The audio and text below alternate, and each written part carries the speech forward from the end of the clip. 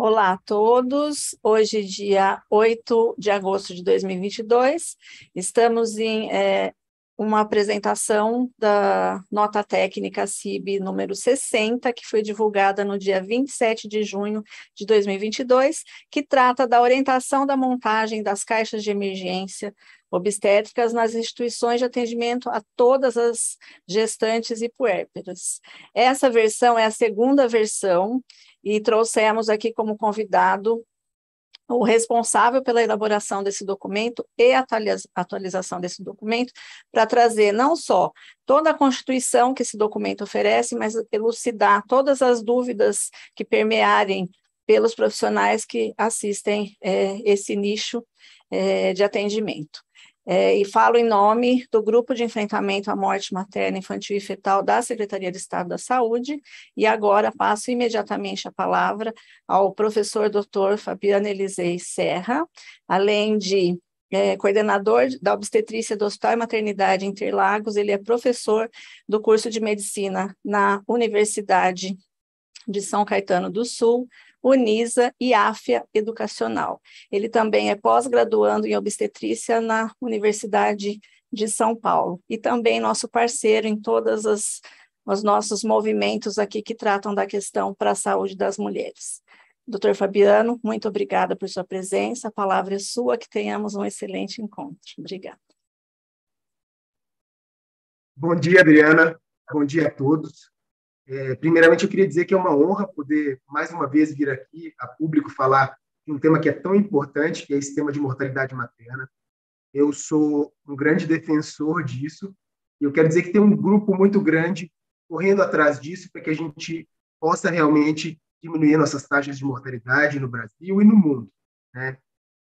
Essa nota técnica ela foi viabilizada não só por mim, né? Na verdade, a gente tem toda uma rede de apoio por trás. Então, queria agradecer a Secretaria também do Estado da Saúde pela oportunidade, pelo apoio de sempre. A professora Elaine Moisés, o professor Ricardo Carvalho, que fizeram a revisão da nota técnica também. Queria agradecer o pessoal da Maternidade Interlagos, em nome aí da doutora Rita Calabrese. E vamos começar a nossa apresentação, porque é bastante extenso, mas é muito interessante, é muito dinâmico. Vocês vão ver que eu não vou me ater somente à formação da nota das taxas de emergência, mas eu também vou trazer um pouco de protocolo de atendimento realmente a essas mulheres nas três principais emergências obstétricas que a gente vai encontrar na nossa vida. Vamos lá, vou começar a minha apresentação. Vocês, por favor, me falem se está aparecendo para vocês. Já coloquei. Está aparecendo? Só confirma para mim, Adriana.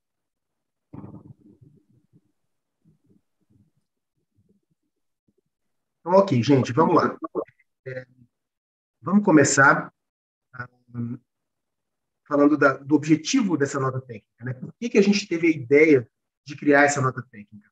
A ideia era que a gente criasse processos, né, que acelerassem e facilitassem a assistência às mulheres no ciclo gravídico puerperal que estivessem em situações de risco de morte. Então, nosso objetivo é ter uma rápida posso ficar tranquilo. Quando a gente fala de mortalidade materna, a gente tem três principais causas. No Brasil, a ordem das causas é a seguinte: hipertensão é a primeira causa de morte materna, seguida por hemorragia pós-parto e depois pelos quadros de infecção, quadros de sepse. Então, nós vamos abordar esses três temas de uma forma sucinta e objetiva e direcionando na formação dessas caixas de atendimento para atendimento dessas emergências. Vamos começar falando sobre as síndromes hipertensivas, que é a primeira causa de morte materna no Brasil. No mundo, gente, só para atualização de vocês, a primeira causa é de hemorragia pós-parto. Mas no Brasil, as síndromes hipertensivas ainda ganham, mas ambos têm valores importantes. Em alguns estados, a hemorragia pós-parto ainda vem como primeiro colocado. Vamos lá, vamos lidar agora e falar primeiro o que são as urgências hipertensivas, né? Então, a gente tem que fazer um diagnóstico de todas essas urgências. Uma paciente que chega para a gente, independentemente se é numa UBS, se é numa unidade de pronto atendimento, se é num hospital terciário, enfim, a gente tem que estar ciente de que a gente precisa fazer diagnóstico das urgências hipertensivas. Então, a gente precisa fazer diagnóstico de pré-eclâmpsia com sinais de gravidade. Antigamente, aquele conceito que a gente tinha de pré-eclâmpsia grave, pré-eclâmpsia leve, hoje a gente não utiliza muito esse conceito mais, porque, na verdade, a gente entende que a doença ela é dinâmica. Então, uma mulher que pode estar leve agora, mas daqui a pouco ela pode aparecer com sinais de gravidade, e aquela que tem sinais de gravidade pode dar uma melhorada ali nos aspectos, nos parâmetros, e a gente começa a desenquadrá-la desses sinais de gravidade. Identificação dos sinais e sintomas de iminência de eclâmpsia, o diagnóstico da eclâmpsia, diagnóstico de síndrome HELP, os esquemas terapêuticos do sulfato de magnésio na prevenção, tratamento da eclâmpsia, manejo da crise hipertensiva. Então, tudo isso a gente tem que saber fazer. E qual vai ser a conduta obstétrica nas síndromes hipertensivas com sinais de gravidade. Tá? Então, esses são os focos aqui na prevenção da mortalidade materna por emergências hipertensivas. Primeiro, qual que é o conceito de pré-eclâmpsia? Né? O que é pré-eclâmpsia para a gente? Ela é uma hipertensão arterial mais proteinúria. Mas preste atenção que esse conceito também mudou. Vamos primeiro focar no que tem proteinúria e depois eu falo do restante. Uma paciente que tem uma pressão arterial sistólica maior ou igual a 140, ou uma pressão arterial diastólica maior ou igual a 90, aferidas em 2 ocasiões, com pelo menos 4 horas de intervalo, após a 20ª semana de gestação, essa mulher que tinha pressão previamente normal, né? Então imaginem vocês, uma mulher que começa o pré-natal que tem a pressão normal, ou que ela tinha a pressão aferida antes do pré-natal e sempre teve a pressão normal, após a 20ª semana, ela começa a ter pressão acima de 140 por 90. Ao mesmo tempo, se ela tem uma relação proteinúria-creatinúria maior ou igual a 0,3, ou uma proteinúria de 24 horas maior ou igual a 300 miligramas, ou uma proteinúria de fita maior ou igual a 1. Se ela tiver esses 2 critérios, ela já fecha o diagnóstico aí de pré-eclâmpsia. Mas isso também é relativamente novo. Hoje em dia, a gente não precisa ter proteinúria mais para fazer o diagnóstico de pré-eclâmpsia. Então, se a paciente não tem proteinúria e surge hipertensão após a 20ª semana de gestação e está associada a algum dos critérios que eu vou falar abaixo, a gente vai fechar o diagnóstico de pré-eclâmpsia também. Então, se ela tem sinais ou sintomas de lesão de órgão-alvo, como é que eu vou saber isso? Se ela tem cefaleia, se ela tem escotomas, que seriam aquelas alterações visuais, se ela tem epigastralgia, que seria essa dor na boca do estômago, ou aqui no hipocôndrio direito, a gente fala que ela tem um quadro de iminência de eclâmpsia. Se ela tem eclâmpsia, por exemplo, então se ela chega com uma crise convulsiva tônico-clônica generalizada, ou se ela chega em coma para a gente, até que prove o contrário, essa mulher fez um quadro de eclâmpsia. Se ela tem síndrome HELP, seria a hemólise, o aumento das enzimas hepáticas e a plaquetopenia, seriam sinais de gravidade da pré-eclâmpsia. Se ela apresenta alterações renais, creatinina maior do que 1,1. E se ela tem dor torácica e edema pulmonar, que aí seriam casos bem mais graves relacionados a essas emergências hipertensivas. Na pré-eclâmpsia com gravidade, a gente vai chamar de crise hipertensiva aquela mulher que tiver uma pressão arterial sistólica maior ou igual a 160 e ou a pressão arterial diastólica maior ou igual a 110. Sinais de iminência de eclâmpsia. Então, ficar atento, porque a mulher às vezes dá indícios para a gente de que ela vai convulsionar na sua frente. Então, olhar para ela e falar, toda vez que ela tiver algum sintoma desses aqui, a gente tem que ficar atento porque ela pode convulsionar. Então, se ela tiver cefaleia, escotomas, fotofobia, fosfenas, que são aqueles brilhinhos nos olhos, hiperreflexia, dor epigástrica e ou no hipocôndrio direito, e náuseas e vômito. Se ela tiver eclâmpsia, que seriam essas convulsões tônico-clônicas, ou como em pacientes com pré-eclâmpsia. E às vezes, gente, o quadro já abre direto na eclâmpsia. Às vezes a gente não fez diagnóstico de pré-eclâmpsia, a paciente chega convulsionando. Então, não fiquem com a ideia de que tem que ter o critério de pré-eclâmpsia antes para a gente fechar o diagnóstico de eclâmpsia. Na síndrome HELP, a paciente tem hemólise, aumento das enzimas hepáticas e plaquetopenia. A gente também vai pensar que é um critério de gravidade se essa paciente tiver uma oligúria, né, uma diurese menor do que 500 ml em 24 horas. Se ela tiver uma insuficiência renal, que seria a creatinina maior ou igual a 1,2, se ela tiver dor torácica ou edema agudo de pulmão. Então, trouxe aqui um pouquinho mais destrinchado o que seriam esses critérios de gravidade, os sinais de gravidade da pré-eclâmpsia. A síndrome HELP, só trazendo isso com caracterização laboratorial. O que a gente vai chamar de hemólise? Se essa paciente tiver um quadro de anemia.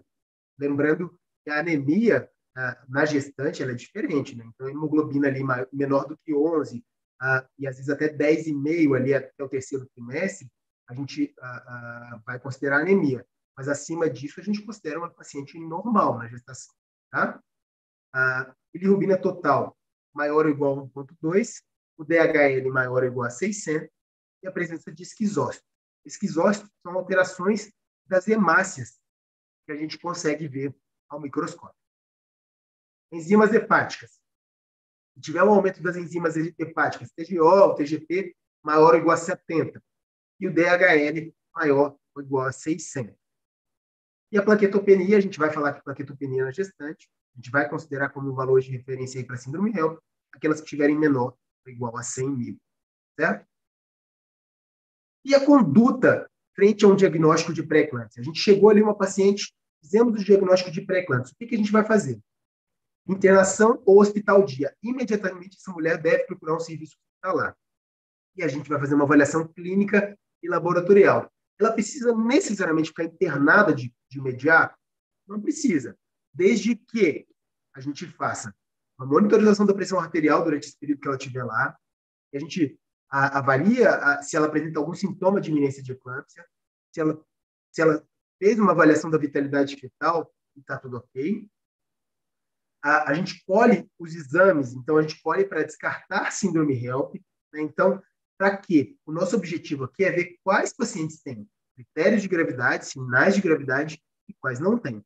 Aquela que eventualmente não tem sinal de gravidade nesse momento, ela poderá ser liberada para casa e deverá ser acompanhada ambulatorialmente num pré-natal de alto risco, tá? E essa mulher vai coletar exames com uma certa frequência, em geral, o preconizado é que seja pelo menos a cada semana, para ver se não houve evolução em um quadro mais grave. Tá? Mas a gente tem que descartar que mãe e bebê não tenham nenhuma complicação mais grave. Tem complicação grave, internação imediata. Quem internar, então? Né?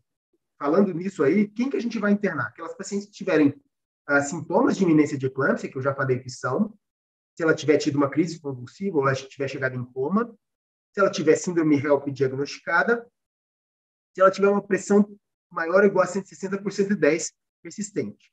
E olha que coincidência, inclusive esses 4 primeiros tópicos são exatamente aquelas mulheres que a gente vai precisar sulfatar. Tá? Então a gente precisa fazer sulfato de magnésio para toda paciente que tem iminência de eclâmpsia, síndrome HELP, com uma PA persistente aí acima de 160 por 110. E a gente tem aquelas pacientes que têm quadro de insuficiência renal, oligúria, edema agudo de pulmão, infarto agudo do miocárdio. E aquelas pacientes também que, obviamente, têm alteração da vitalidade fetal. Vocês imaginem um feto centralizado e a gente precisa fazer acompanhamento ali com o ducto venoso. Essa paciente vai ter que ser submetida a Doppler diário de avaliação da vitalidade fetal. Então, essa paciente também precisa ser internada. Tá bom? Esses são os critérios, em geral, de internação dessas pacientes. E como é que a gente faz o sulfato de magnésio? E por que a gente faz o sulfato de magnésio? Né? O sulfato de magnésio, a gente tem o intuito de estabilizar as membranas, fazer com que essa mulher não tenha um quadro de eclâmpsia. Tá? Então, e se ela teve um quadro de eclâmpsia, para que ela não tenha recorrência da eclâmpsia. Então, se a gente tiver pacientes que estão ali com risco de ter eclâmpsia a qualquer momento, a gente tem que fazer o sulfato. O sulfato a gente sabe que é uma droga super segura, se bem acompanhada, se feita na dose correta, dificilmente dá complicações. Então, deu dúvida, é melhor que faça sulfato. Tá? Não pensem 2 vezes. Deu dúvida, faça sulfato de magnésio, porque vocês vão garantir uma estabilidade dessa mulher. E hoje a gente sabe que o sulfato não é indicação de resolução da gestação. Então, não é porque fez o sulfato que a gente vai obrigatoriamente fazer a resolução da gestação. Após 24 horas, a gente reavalia essa mulher. Se ela tiver melhorado os parâmetros ou tiver assintomática, a gente pode suspender o sulfato e continuar observando. Como é que a gente faz no esquema de ZUSPA? O esquema de ZUSPA é um esquema completamente endovenoso. A gente faz 4 gramas de sulfato de magnésio, cuja diluição é exatamente essa, de 5 a 20 minutos. Então, a gente faz ali lentinho, né? Aplica em 5 a 20 minutos. E a gente entra com uma dose de manutenção endovenosa a 1, 2 gramas hora. Tá? O ideal, gente, é que a gente tenha uma bomba de infusão contínua, porque aí a gente consegue calcular exatamente quanto que a gente vai fazer. Tá? Quanto que a gente coloca nessa bomba para correr. Tem a diluição aí, não vou me ater a isso agora, durante a apresentação, porque isso também tem na nota técnica, tá? Isso está bem fácil ali. Lembrar que toda vez que a gente que a gente utiliza o sulfato de magnésio, a gente tem que ficar atento a 3 parâmetros que são mais importantes. Reflexos patelares, eles não podem estar abolidos. Se estiverem abolidos, a gente tem que suspender o sulfato de magnésio. A diurese, a gente espera pelo menos 100 ml de diurese em 4 horas. Essa paciente tem que urinar uma média de 25 ml hora ali. Tá? Se ela tiver uma diurese menor do que isso, a gente também tem que suspender o sulfato. E a frequência respiratória, ela tem que ter uma frequência maior que 16. Certo? Se tiver menor do que 16, suspender também o sulfato de magnésio.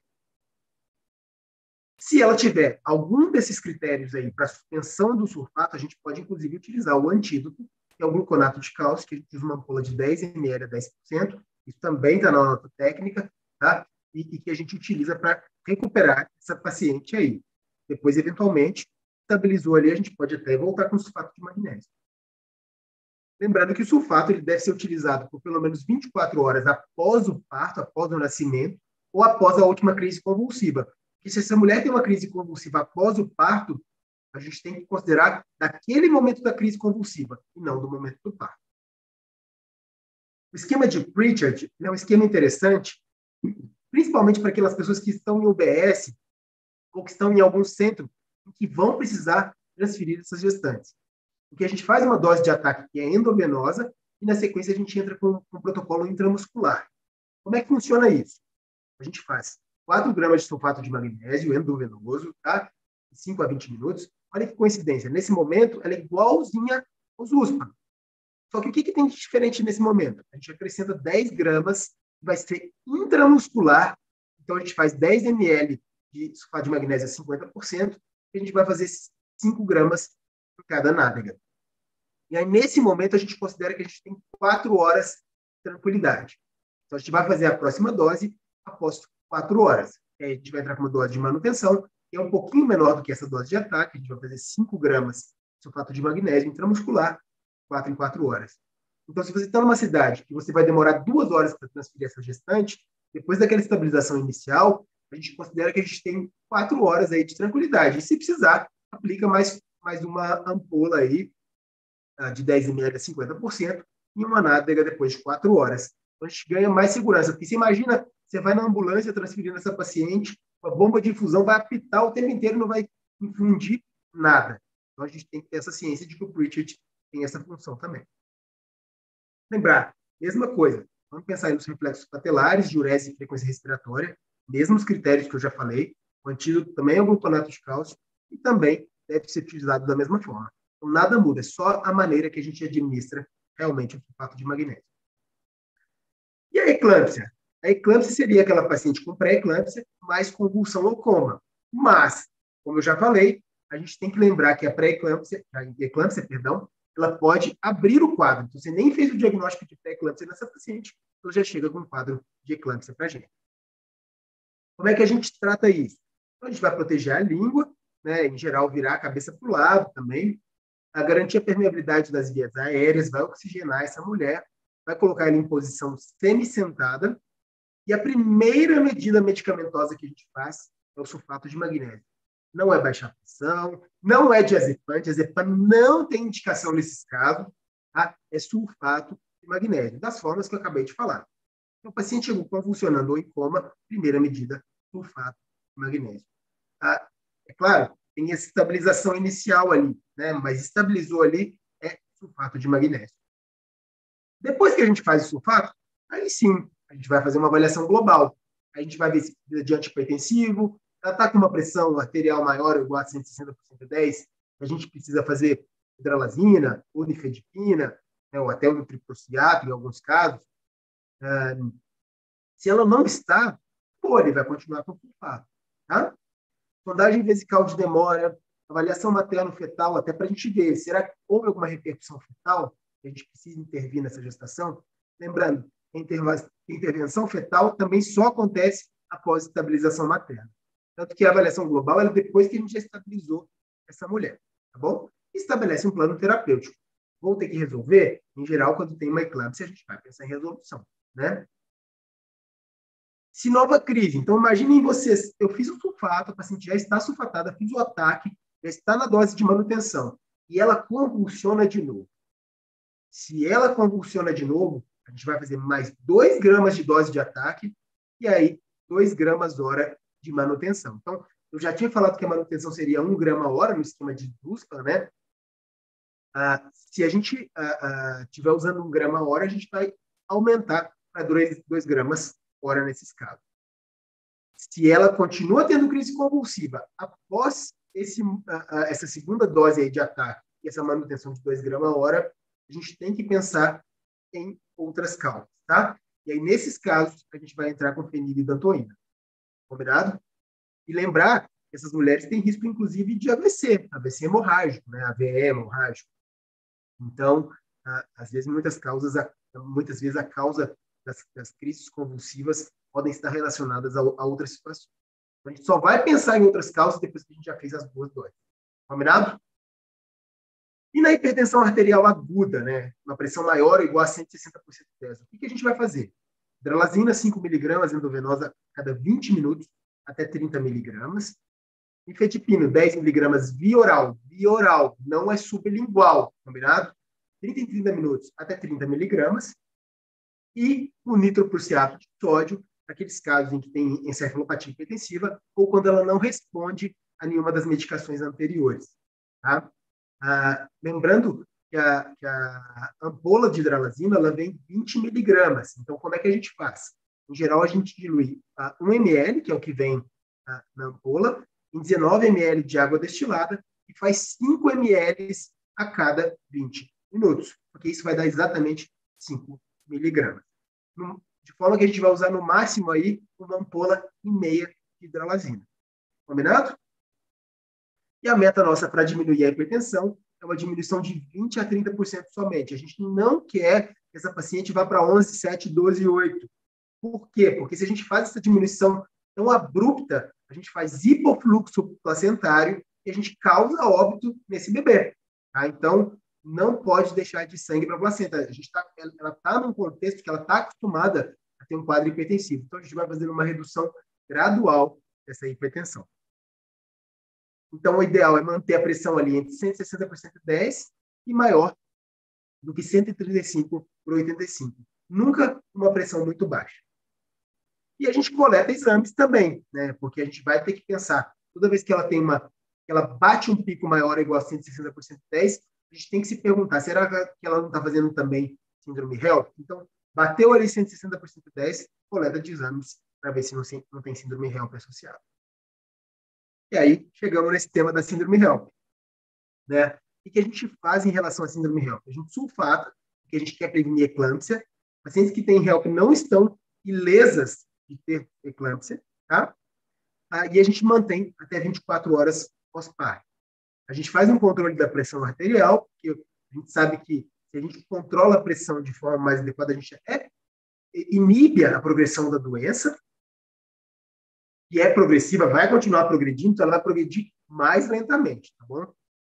A gente pensa no parto, né? A gente sabe, se for maior do que 34 semanas, o parto é imediato, né? Porque esse bebê já está bem, já está tranquilo, já podemos resolver essa gestação. Agora, se a idade gestacional for menor do que 34 semanas e não houver complicações graves ainda, a gente pode pensar em corticoterapia para maturação pulmonar fetal, tá? E aí a gente vai acompanhando essa mulher ali com uma rotina laboratorial a cada 6 horas e a gente avalia. Se houver piora materna também muito absurda, a gente tem que resolver a gestação independentemente do corticoide. Perfeito? E no pós-parto, a gente deve seguir com exames laboratoriais a cada 6 a 24 horas até completa estabilização materna.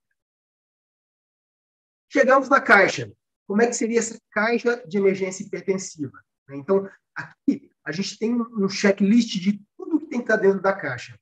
Veja que fácil. Então, a gente tem todos os materiais que a gente tem que ter dentro dessa caixa e que tem que estar acessível em todos os setores do local de trabalho. Então, se passa uma gestante, uma puérpera por esse local de trabalho, a gente tem que ter uma caixa como essa em todos os setores. Combinado? Não vou me ater aos detalhes aqui do conteúdo da caixa, porque isso também tem na nota técnica. Tá? Aqui vocês veem, também tem até o kit de avaliação laboratorial. Em geral, a gente já deixa um exame com pedido preenchido dentro dessa caixa. A gente só cola a etiqueta da paciente ou preenche o nome. Tá? E aí a gente já tem os tubos, tem tudo direitinho para a gente mandar para o laboratório. Essa seria a caixa. A Mater de Ribeirão Preto foi uma grande colaboradora, me mandou vários materiais, eles já têm esse protocolo bem instituído lá, e eles mandaram vários materiais para que eu pudesse utilizar tanto na nota técnica quanto na apresentação dessa aula. E esse é uma foto deles lá. Tá? Então, esse seria o que eles chamaram de código laranja, seria o código de hipertensão. Então, quando aciona código laranja, todo mundo já sabe o que é um quadro de emergência hipertensiva, a equipe vai ter que atuar. E dentro dessa caixa, que é lacrada, fica todo o material necessário na assistência.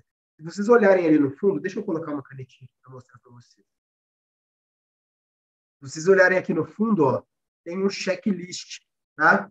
E esse checklist, ele vai dizendo para a gente o que a gente vai ter que fazer nessa abordagem. Que é esse checklist aqui, ó. Então, a gente pede ajuda, faz uma avaliação inicial. Eu não vou me ater também à descrição do checklist, porque ele está na nota técnica também, tá, gente? É só acessar lá e ler tudo direitinho. Então, a gente tem todo o passo a passo para a assistência desses casos. Se vocês olharem aqui, ó, a gente tem o esquema de Pritchard, a gente coloca, inclusive, para transporte, considerando esse caso, e ZUSPA quando já está ali no local adequado que já vai ser feito a manutenção. Aqui seria a parte da dose de manutenção, as drogas para controle da crise hipertensiva, os exames laboratoriais e a avaliação clínica. Então, se vocês olharem, é um checklist muito bem direcionado. Inclusive, queria até agradecer aqui, que eu não falei no começo da aula, a SOGESP tem um curso de emergências obstétricas, do qual eu sou um dos instrutores desse curso também, e eles também fizeram isso tudo muito sistematizado. E esse checklist também foi retirado desse curso deles, sob autorização, porque realmente é algo que a gente precisa divulgar. Vamos falar agora de hemorragia pós-parto. Falei de síndromes hipertensivas aqui já. Vamos entrar nesse segundo tópico, que é a segunda causa de morte materna no nosso país, que é a hemorragia pós-parto. Então, vamos lá. Sempre que a gente fala de hemorragia pós-parto, a gente tem que lembrar de quais são as medidas preventivas. Né? Então, não adianta a gente falar de hemorragia pós-parto se a gente não fizer a prevenção, que aí a gente vai aumentar muito o risco das nossas mulheres terem hemorragia. Então, lembrar que a gente sempre deve fazer um manejo ativo do terceiro período. O terceiro período é aquele período do secundamento, né? O bebê já nasceu, já foi expulso e agora a gente está no período do secundamento ou dectação placentária. Então, nesse período, a gente tem que ter uma assistência precisa para as nossas mulheres. O que a gente faz? A gente faz como protocolo 10 unidades de ocitocina intramuscular para todas as mulheres, tá? Todas, sem exceção. Se você tem uma paciente que tem um alto risco para hemorragia pós-parto, tem uma história, tem alguma coisa ali que chame a atenção, aí a gente pode considerar, inclusive, utilizar 600 microgramas de misoprostol também nessas pacientes, além da ocitocina. Tá? Se for uma cesariana, a gente pode fazer o protocolo endovenoso. Eu, Fabiano, prefiro fazer um intramuscular, inclusive na cesariana. Eu padronizo, quando eu estou numa cesárea de consultório, por exemplo, particular, eu peço para o meu anestesista fazer a ocitocina ali na coxa da paciente, que ela não vai sentir, ela está sob efeito da RAC. Mas quando eu estou no SUS, eu faço a mesma coisa, eu peço para que seja ocitocina intramuscular. Assim, eu gero uma homogeneização da assistência nesses casos. E aquela paciente fica protegida por mais tempo. Por quê? Porque no endovenoso, gente, a gente tem um problema. Esse problema é o seguinte, a gente precisa fazer pelo menos 3 unidades de ocitocina. Se o útero responde bem, a gente já pode ir para uma dose de manutenção. Então, essa paciente tem que ficar por pelo menos 4 horas de ocitocina endovenosa rodando na veia. E aí, eu particularmente acho que uma mulher que acabou de ter um filho, que quer cuidar desse filho, quanto menos penduricalho nela, melhor é. E se a gente faz 10 unidades de ocitocina intramuscular, a gente pode só manter um acesso salinizado nesse primeiro momento. A gente não precisa nem ter um soro pendurado nessa paciente.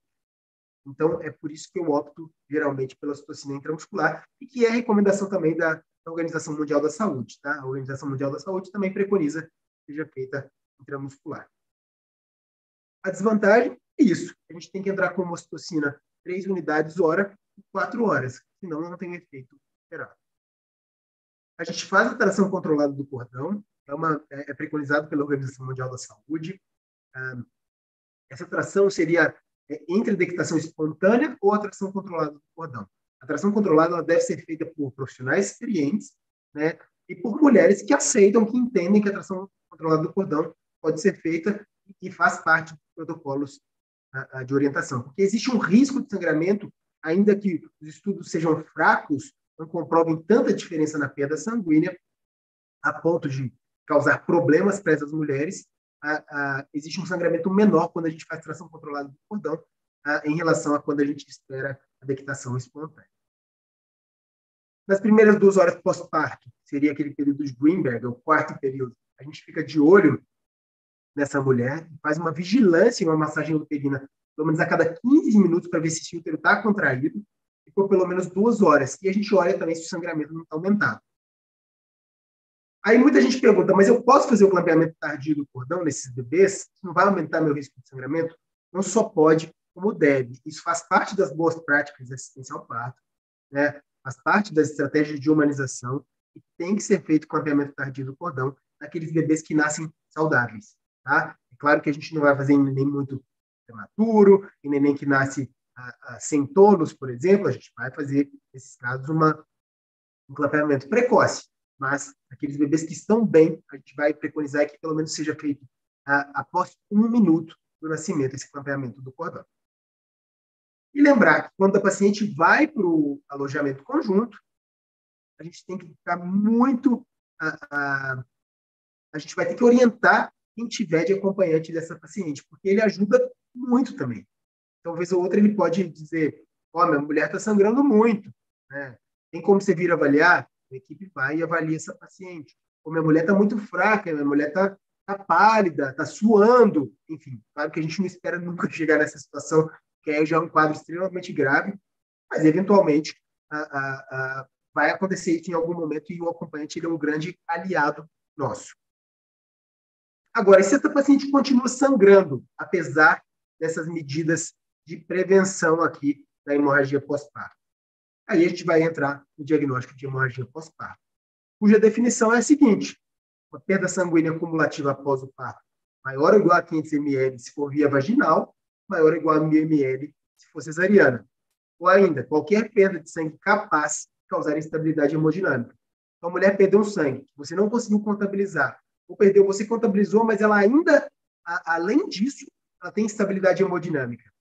Essa mulher teve uma hemorragia pós-parto. Porque pacientes jovens, que são esse público que vai ter morte materna, né? Pacientes jovens, elas têm uma capacidade de estabilização hemodinâmica muito grande. Então, se ela chegou ao ponto de instabilizar, essa paciente deve ter perdido muito sangue. E se ela tiver uma perda de sangue cumulativa maior ou igual a 1.000 ml em 24 horas após qualquer tipo de parto. Nas primeiras 24 horas perdeu mais do que 1 litro de sangue, a gente considera também hemorragia pós-parto. Como é que a gente vai fazer o diagnóstico? Então, o principal método preconizado hoje em dia é o índice de choque. A gente pode fazer estimativa visual, a gente tem outras formas, mas o índice de choque é um índice que tem sido bastante utilizado e bastante difundido. A OPAS, a Organização Mundial da Saúde, trouxe isso.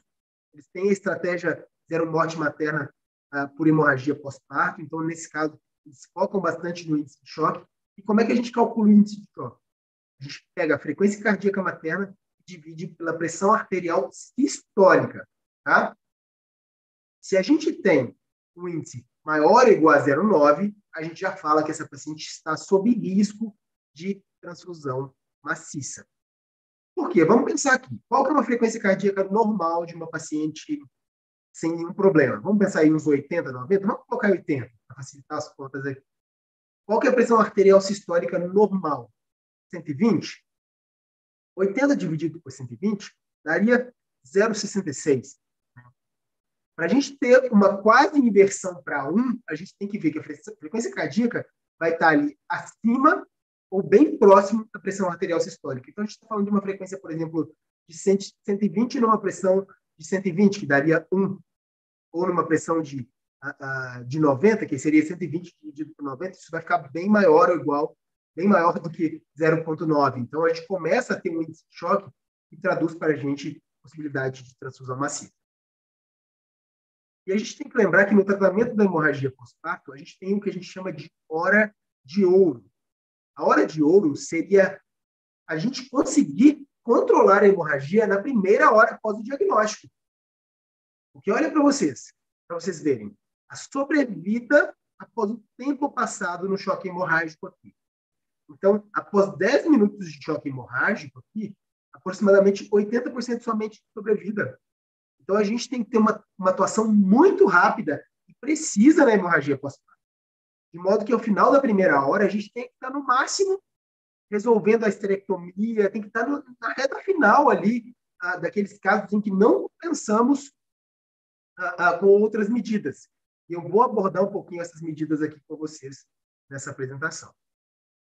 O nosso objetivo do tratamento da hemorragia pós-parto é evitar a tríade letal do choque hipovolêmico. Qual que é essa tríade? A paciente que tem sangramento ativo, ela pode ter um quadro de coagulopatia, de hipotermia e de acidose. Coagulopatia por quê? Porque à medida que ela sangra, ela consome fatores de coagulação. Hipotermia por quê? Porque vocês imaginem que vai diminuindo o sangue, essa pressão dessa paciente vai cair, a gente diminui também a possibilidade de produzir energia, já que a gente gera uma acidose, a gente diminui a oxigenação, e além disso, muitas vezes, o que a gente vê na prática clínica é que o pessoal coloca soro frio nessas pacientes.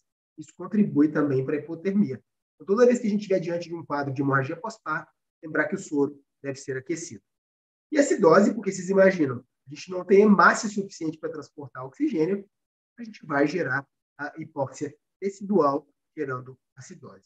Então, tudo que a gente quer prevenir é essa tríade letal para que essa paciente não tenha um desfecho desfavorável.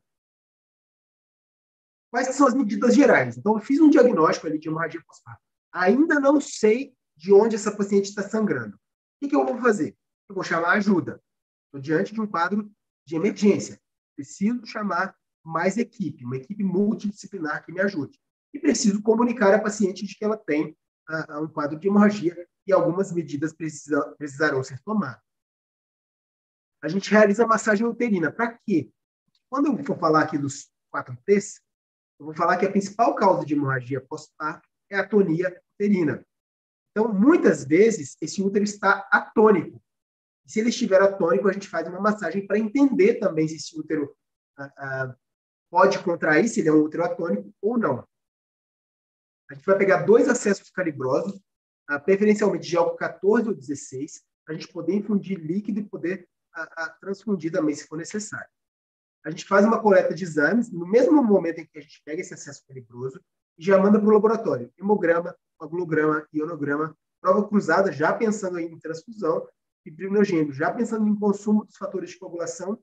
E para casos graves, aqueles casos que já estão mais complexos, a gente solicita também lactato e gasometria. Tá? Lembrando que o hemograma, nesse momento, não vai vir alterado. Então, não é o hemograma que vai pautar se você transfunde essa mulher ou não. O que a gente utiliza para decidir se transfundir essa mulher é realmente se já infundiu cristalóide suficiente e ela assim, ainda assim não melhorou. Então, os parâmetros eles são clínicos. Porque eu sempre conto, em relação ao hemograma, o seguinte. Imagina que você esteja sangrando. Se você sangra, é como se você abrisse uma torneirinha. O que vai sair ali é o sangue com todos os componentes dele. Então, se nesse momento você vai lá no cano e puxa uma amostra desse sangue, ele continua igual. Não deu tempo de ter redistribuição hídrica ainda. Não deu tempo de demonstrar que essa paciente já fez um quadro de anemia.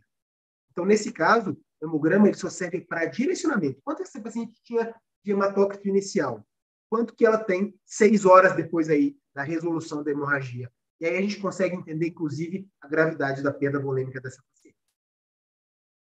Lembrar que quando a gente vai infundir soro, ou soro fisiológico, ou ringer lactar, tem que ser cristalóide, porque a gente quer recuperar a volemia dessa paciente. Ele tem que ser aquecido para prevenir a hipotermia, e a gente faz, em geral, de 500 ml a 500 ml. Então, a gente coloca 500 ml, reavalia. Eu sei que o pessoal das antigas aí, e eu peguei essa fase também, que a gente falava assim, coloca 3 litros de soro aberto. Só que por que a gente não pode fazer isso hoje em dia? Porque a gente dilui os fatores de coagulação e piora a coagulopatia. Então, hoje é assim, chegou nos 1.500 ml, essa paciente continua instável, é transfusão. Tá? Então, hoje os parâmetros são clínicos para iniciar a transfusão. Oxigênio por máscara. Né? Se um dos problemas, se um dos pilares ali da tríade letal do choque hipovolêmico é a acidose por conta de uma hipóxia, a gente tem que entrar com oxigênio. E a gente vai entrar com aquele seca-meleca, aquele negocinho que a gente coloca no nariz, catéter nasal? Não. A gente vai entrar com oxigênio por máscara. A gente vai fazer oxigênio 8 a 10 litros por minuto. A gente previne a hipotermia com manta térmica, quando disponível. A gente sabe que no SUS a gente às vezes tem dificuldade de ter manta térmica. Cobertores. E a gente tem a opção também de esquentar soro e colocar os soros aquecidos ao redor da paciente. Tá? Então, a gente tem essa possibilidade. Atenção para não esquentar o soro demais e não queimar a paciente, obviamente. Né? Então, deixar a temperatura morna ali, coloca vários ao redor da paciente, cobre ela com o cobertor, porque isso vai ajudar também a manter a temperatura. A gente sonda a paciente, faz uma sondagem vesical de demora, e pacientes graves, a gente tem que lembrar, independentemente do quadro de gravidade, a gente geralmente sonda. E a gente avalia os sinais clínicos, os sinais vitais o tempo inteiro. Então, a gente iniciou a infusão de cristalóide, a gente reavalia o índice de choque. O índice de choque melhorou, pode ser que eu não precise transfundir mais, tá? Porque ela, com a reposição hídrica, foi suficiente para estabilizar essa paciente. Mas fez 1,5 litro, o índice de choque ainda continua alterado, é transfusão. Combinado? E lembrar que não adianta nada fazer essas medidas gerais se eu não descobrir de onde vem o sangramento. De onde essa paciente está sangrando? Então, para isso, a gente tem que lembrar quais são as principais causas de hemorragia pós-parto. Então, a gente tem que lembrar desse método mnemônico aí, que a gente chama de 4 T's. O primeiro T, instituir o tratamento específico, né? Então, o primeiro T é o T de atonia. Atonia é uterina. O útero não contrai adequadamente. 70% dos casos estão relacionados à atonia. O segundo T, T de trajeto. Houve algum trauma, alguma laceração de trajeto, uma ruptura uterina, um hematoma, alguma coisa nesse sentido? Aí a gente vai pensar em trauma. Tá? E isso responde por 19% dos casos. Existe a possibilidade de ter sobrado um resto de placenta, por isso que é importante revisar a placenta. Mas a gente tem que lembrar que, às vezes, a paciente tem uma placenta acessória, tem alguma coisa a mais ali que pode ter ficado um resto tecidual ali. Então, 10% dos casos está relacionado a resto. E somente 1% dos casos estaria relacionado à trombina, que seria as coagulopatias. Tá? A gente tem 2 possibilidades. As coagulopatias são hereditárias e aquelas que são adquiridas. Então, uma paciente que sangrou muito, além de tudo, ela vai fazer também uma coagulopatia. Ela sangrou, sei lá, por atonia. Ela consumiu fatores de coagulação e agora ela também tem uma hemorragia acentuada por conta dessa coagulopatia. E lembrar que o controle precoce do sítio de sangramento é a medida mais eficaz. Então, não adianta nada eu ficar fazendo medida geral se eu não estancar o sangramento. É aquele negócio que eu tenho que ir lá fechar a torneira de onde está vazando. Porque se eu não fechar a torneira, eu não tenho como repor sangue, porque uma hora vai acabar. Então, não tem como fazer isso ad eterno. Vamos falar de atonia uterina, que é a principal causa da hemorragia pós-parto, e é o foco principal dessa aula. Ele fala um pouco das outras causas, mas as outras causas, em teoria, são mais simples. Né? A atonia ela tem algumas nuances, cabe a discussão aqui. Toda vez que a gente tem um quadro de atonia uterina, 70% dos casos de hemorragia pós-parto, a gente deve fazer a manobra de Henle. Então, até que a medicação seja preparada, até que a coisa ande, a gente vai fazendo a manobra. O que é a manobra de Henle? Com a paciente anestesiada, obviamente, você não vai enfiar um punho desse numa paciente que não está anestesiada, e com a bexiga vazia, porque a bexiga ela vai estar aqui na parte anterior, né, do útero, então a gente tem que estar com a bexiga vazia, tá aqui, ó, gente, perdão, com a bexiga vazia, a gente vem e comprime essa parede anterior aqui do útero com a parede posterior do útero. Essa compressão por si só já ajuda a contração uterina. Além disso, eu tenho que entrar com uterotônicos e o ácido tranexâmico. E aqui é importante dizer que o ácido tranexâmico ele entra para todos os casos de hemorragia. Eu acho que ele poderia entrar até ali nas medidas gerais, porque para toda hemorragia a gente vai entrar com ácido tranexâmico, tá? Então, independentemente da causa. Como é que a gente faz o ácido tranexâmico? A gente faz 1 grama, que seriam 4 ampolas de 250 miligramas, em 10 minutos. E a gente pode repetir após 30 minutos, se não tiver resposta ainda ao controle do sangramento. Mas para a atonia específica, a gente tem que entrar com ocitocina. Vocês lembram que eu falei da ocitocina intramuscular para prevenção da hemorragia pós-parto? Agora é diferente. A gente está falando de tratamento da hemorragia pós-parto. Então, aquelas pacientes que continuaram sangrando após as medidas de prevenção, a gente vai entrar com a ocitocina endovenosa. Agora não é intramuscular mais. Como é que a gente faz? 5 unidades em bolos. A gente vai fazer ele em 3 minutos. E depois a gente entra com uma dose de manutenção, exatamente dessa forma aqui, 20 a 40 unidades em 500 ml de soro fisiológico, e a gente vai correr em 250 ml hora por 2 horas. Depois disso, a gente faz 125 ml hora dessa mesma diluição por 4 horas, e aí a gente pode usar até por 24 horas uma dose de 67,5 ml hora. Não resolveu com a ocitocina, não está responsiva, o útero não contraiu, a gente tem que pensar na ergometrina. E aí a gente vai entrar com a ergometrina, a 0,2 miligramas, que a gente repete em 20 minutos, e nos casos graves a gente pode fazer mais 3 doses de 4 por 4 horas, e a dose máxima seriam 5 ampolas de ergometrina. Lembrar que está contraindicado em pacientes hipertensas, se ela for hipertensa, ergometrina, os derivados do ergo, a gente não vai poder utilizar. E a terceira droga, não menos importante, é o misoprostol, que a gente no Brasil utiliza via retal, porque é isso que está prescrito em bula. A gente utiliza, em geral, 800 microgramas, mas que tem um efeito em 15 a 20 minutos. Então, a latência do misoprostol, ela é lenta, ela é demorada. Então, pensar que a gente colocou o misoprostol agora, ele vai fazer efeito em 15 a 20 minutos. Se você está diante de uma paciente em que você está vendo que o quadro dela é grave, vocês não pensem em 2 vezes para fazer essa sequência direto. Não é assim, vou fazer ocitocina, vou ficar aqui esperando um tempão. Agora eu faço ergometrina, espero mais um tempão.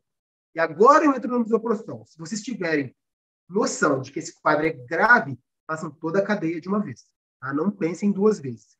Porque vocês lembram daquela hora de ouro? A gente tem que conter o sangramento, tá? Estourando 1 hora. Naquela primeira hora, muita gente vai morrer. Então, na dúvida, entre com as medicações de forma imediata.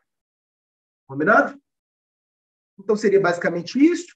Isso aqui é o que está a orientação da OPAS. A gente esperaria 2 a 5 minutos da ocitocina, 2 a 5 minutos aqui, ou o derivado do ergo, né? E o misoprostol tem um período de latência de 15 a 20 minutos. Na verdade, isso aqui é o período de ação, gente. Perdão, tá? Então, é esse o período de ação. Então, em teoria, você esperaria a ação da droga. Se vocês perceberem que é um caso grave, a latência do misoprostol é muito alta. O via oral está aqui, mas a gente não tem no Brasil.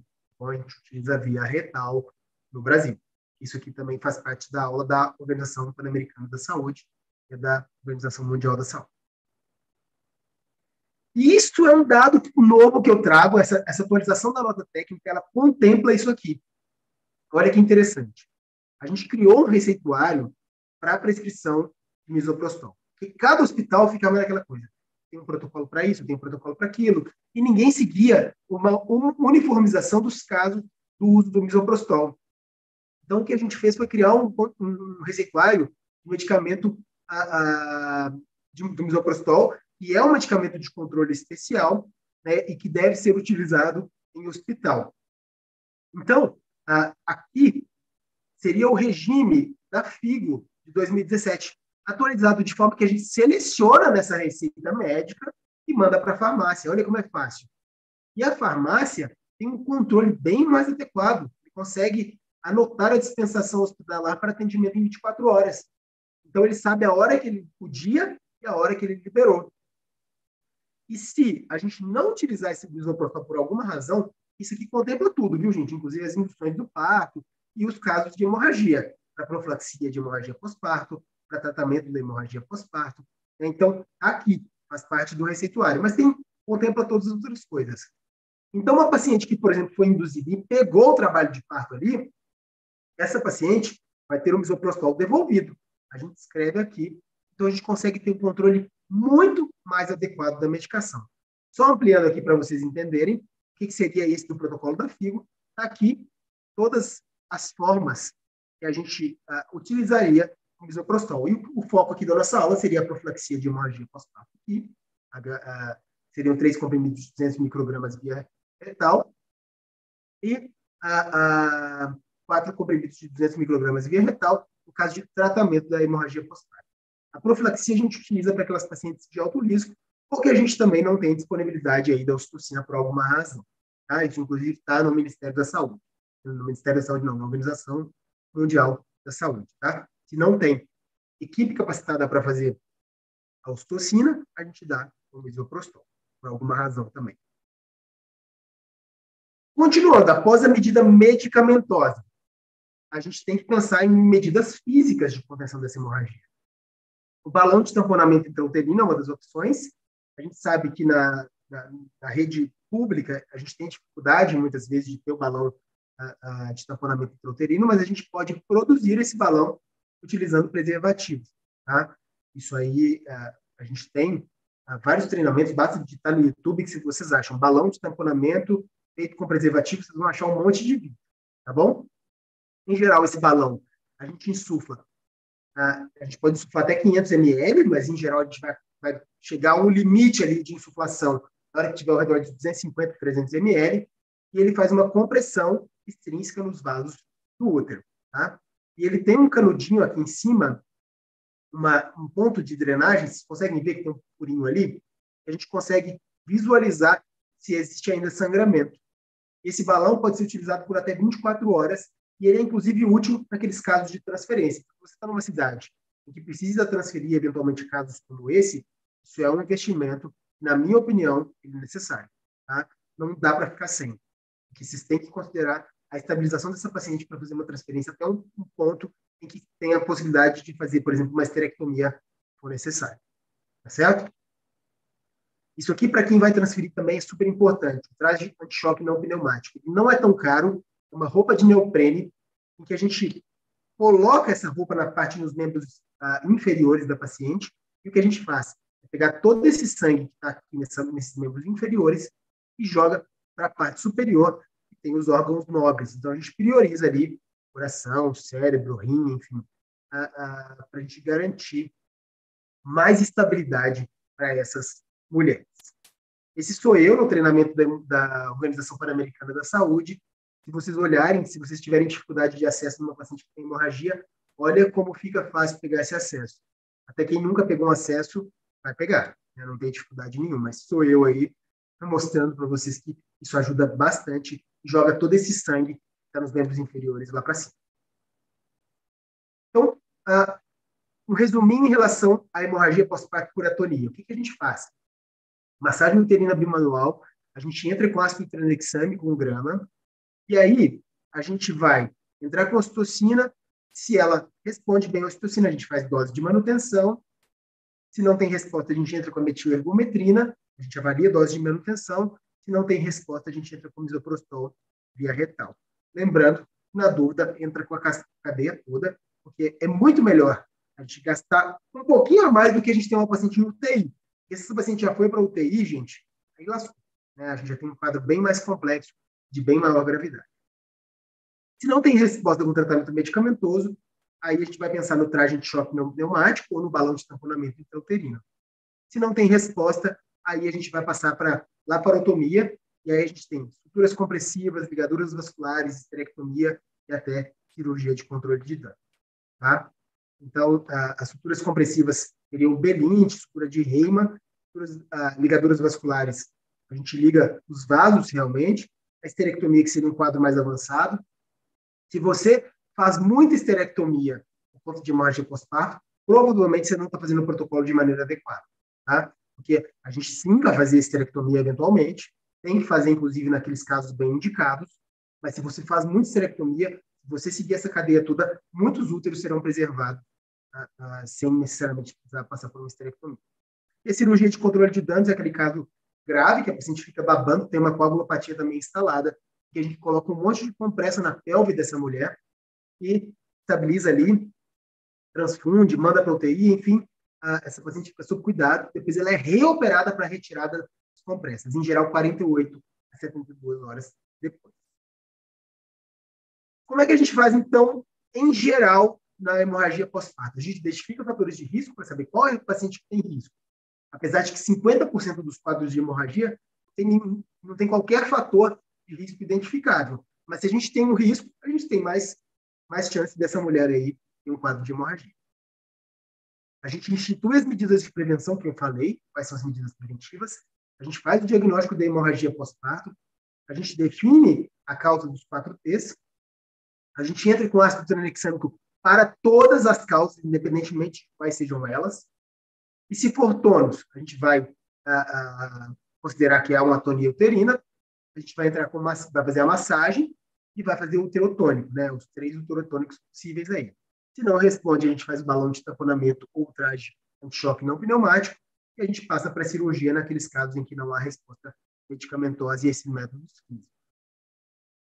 Se é trauma, a gente está falando de uma inversão uterina, de rotura uterina, de lacerações de trajeto, a gente faz exploração, corrige a inversão uterina, sutura lacerações ou drena hematomas. Se é tecido, são restos placentários, né? A dúvida é, são restos que eu consigo tirar, eu faço uma curagem ou uma curetagem.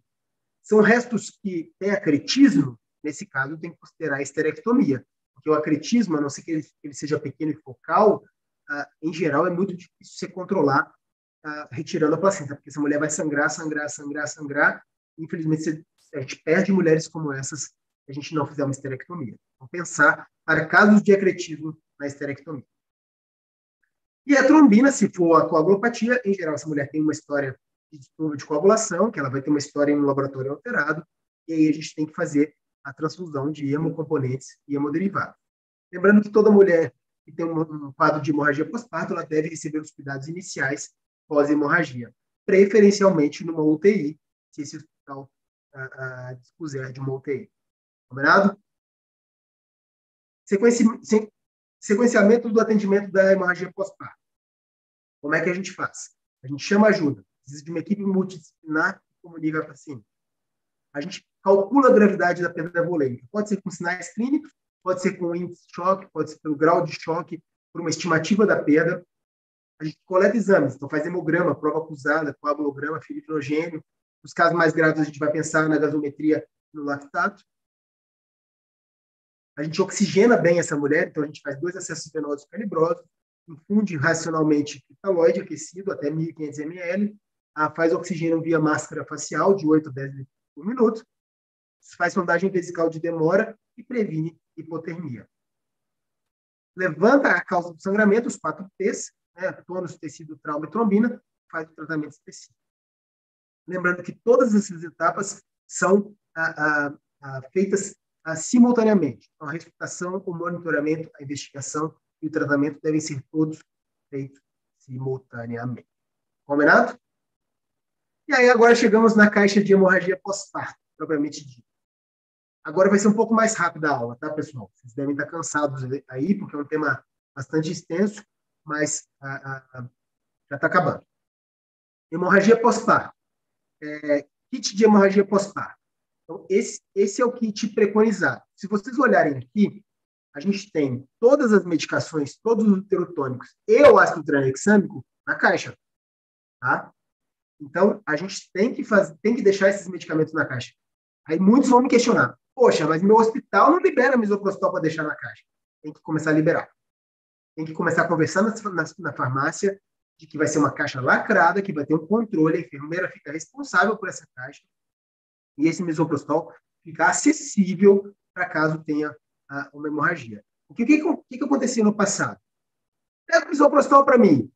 Mas tem que fazer receita. O médico tinha que sair do atendimento, da assistência ali àquela mulher, tinha que ir fazer uma receita de misoprostol, porque a farmácia não liberava. Então, a farmácia precisa entender, e às vezes isso é só questão de esclarecimento, questão de conversa, né? Esse misoprostol ele tem que estar acessível. Então, muitas vezes, a receita já está dentro da caixa também. Porque no momento em que você tira esse misoprostol, já tem receita ali, a gente cola a etiqueta da paciente que foi utilizada e depois repõe a caixa. Combinado? Então, isso tem que estar na caixa. Essa é a caixa de hemorragia, por sugestão de nome que a gente dá é código vermelho, código laranja foi para emergências hipertensivas, aqui a gente está falando de hemorragia, então vai ser o código vermelho. Se vocês olharem, está tudo aqui. A gente tem um checklist também. Isso aqui é a estimativa da perda volêmica na hemorragia pós-parto e a conduta no choque hipovolêmico. Então, se vocês olharem, isso aqui é plastificado, tá? São pequenos fluxogramas, maneiras fáceis de conduzir a paciente. E aí alguém pode ir lendo, né? Um médico que não esteja tão atuante no momento pode ir lendo e orientando quem está fazendo alguma coisa. Esse é o checklist do atendimento, está também na nota técnica. Eu não vou entrar em detalhes, ajuda, o básico que a gente faz, tudo que eu falei aqui na aula para vocês, controle da volemia, considerar após 1.500 a transfusão, tudo que eu falei para vocês, gente. Checklist bem fácil. Ah, esqueci, tá ali no checklist. Por isso que é importante ter uma caixa com esse checklist na caixa. A gente trata a causa da hemorragia, o tratamento adjuvante está aqui, foco na atonia, porque se a atonia for confirmada em 70% dos casos vai ser isso. A gente tem aqui o protocolo da atonia. A gente faz uma avaliação pós-abordagem inicial. A gente avalia a necessidade de tratamento cirúrgico, né? E é isso. É um checklist bonitinho, fácil de conduzir. Combinado? Vamos falar de sepse. Última coisa da nossa aula. É um pouco mais rápido o sepse, tá? Então a gente não vai demorar tanto quanto a gente demorou nesses temas aqui, não. Sobre sepse. Vamos conceituar a sepse, né? Sepse materna é uma condição potencialmente fatal, definida pela Organização Mundial da Saúde, em 2017, como uma disfunção orgânica resultante de infecção durante a gravidez, pós-aborto ou pós-parto. Então, tudo que está relacionado a esse período gravídico puerperal. Combinado? É uma síndrome caracterizada por uma resposta inflamatória exacerbada e desregulada do organismo a uma infecção. Como é que a gente faz o diagnóstico de sepse? Tá?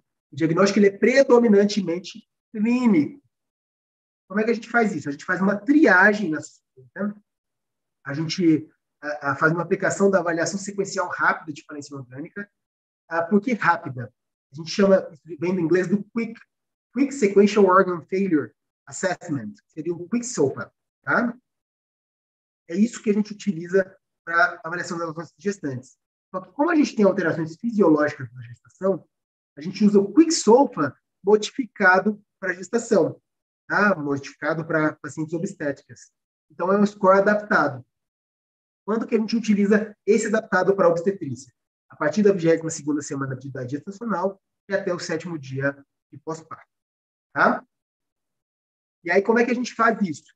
Primeiro, é importante dizer que esse score aqui, obstétrico Quick SOFA, modificado para a população obstétrica, ele é um teste de triagem.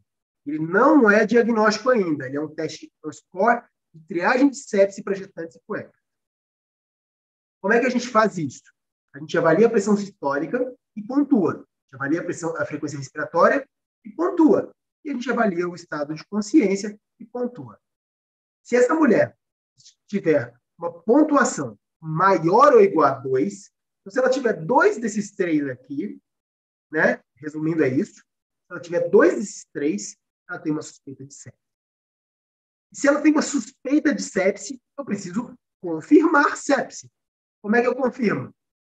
Aí tem um score, que é o SOFA. Então, ele não é mais Quick SOFA, ele é o SOFA, que a gente utiliza para o diagnóstico de sepse em gestantes e puérperas até uma semana pós-parto.